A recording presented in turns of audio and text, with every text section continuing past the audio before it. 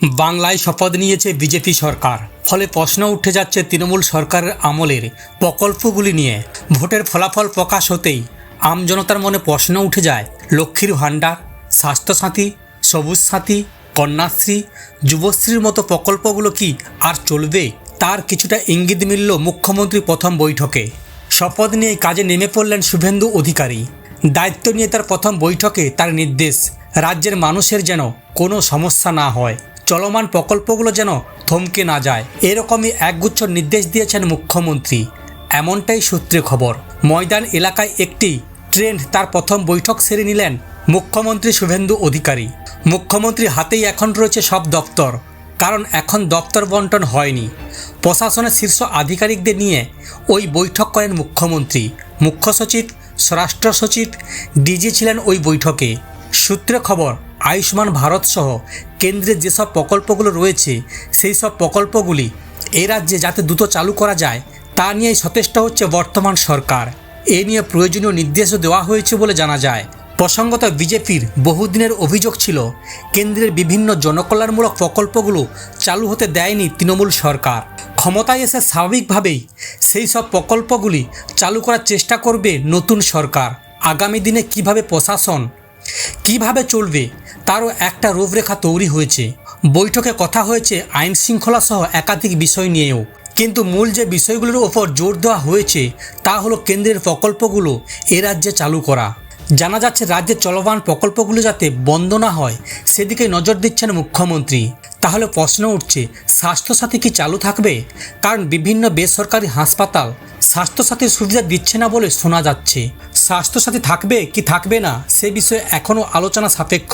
তবে কেন্দ্রের যে আয়ুষ্মান ভারত প্রকল্প রয়েছে তা যে চালু করা হচ্ছে তা একেবারে নিশ্চিত।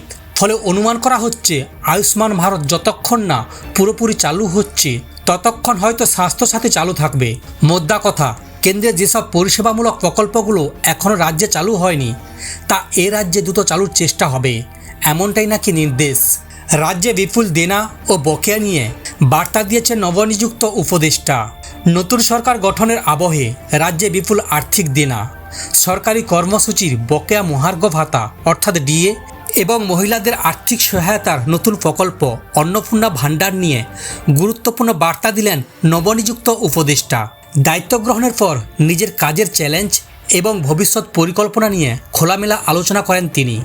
উপদেষ্টার এই নতুন দায়িত্ব কতটা কঠিন সে প্রসঙ্গে তিনি জানান যে এই কাজ অত্যন্ত গুরুত্বপূর্ণ এবং একটি বিরাট দায়িত্ব। এই গুরুদায়িত্ব তার কাঁধে তুলে দেওয়ার জন্য তিনি রাজ্য সরকার এবং মাননীয় মুখ্যমন্ত্রীকে ধন্যবাদ জ্ঞাপন করেন। তবে একই সঙ্গে তিনি বাস্তব পরিস্থিতি তুলে ধরে জানান, রাজ্যের বর্তমান সমস্যা এতটাই বিশাল যে তা কোনো একজন ব্যক্তির পক্ষে এটা সমাধান করা সম্ভব নয়। এর জন্য সকলের সম্মিলিত সহযোগিতা প্রয়োজন। সবচেয়ে বড় চিন্তার কারণ হিসেবে তিনি রাজ্যে বিপুল ঋণের বোঝা বা দেনার কথা তুলে ধরেন। তিনি জানান, বর্তমানে রাজ্যের ঘাড়ে প্রায় 8 লক্ষ কোটি টাকার কাছাকাছি দেনা রয়েছে। এই বিশাল পরিমাণ দেনা কিভাবে মেটানো সম্ভব হবে এবং অর্থনৈতিক স্থিতিশীলতা কিভাবে ফিরিয়ে আনা যায় সেটাই এখন সরকারের সামনে অন্যতম বড় পরীক্ষা। এই পাহাড় প্রমাণ দেনার পাশাপাশি রাজ্য সরকারের সামনে রয়েছে একাধিক বড় আর্থিক দায়বদ্ধতা।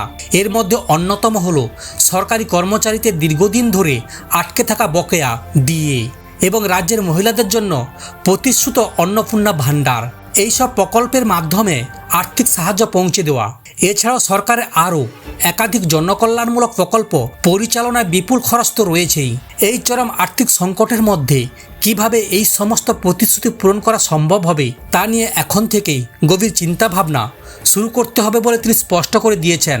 তবে সবশেষে তিনি আত্মপ্রকাশ করেছেন যে আগামী দিনে রাজ্য সরকারের কঠিন গাইডলাইন এবং কাজগুলো সফলভাবে রূপায়ণ করতে সক্ষম হবেন।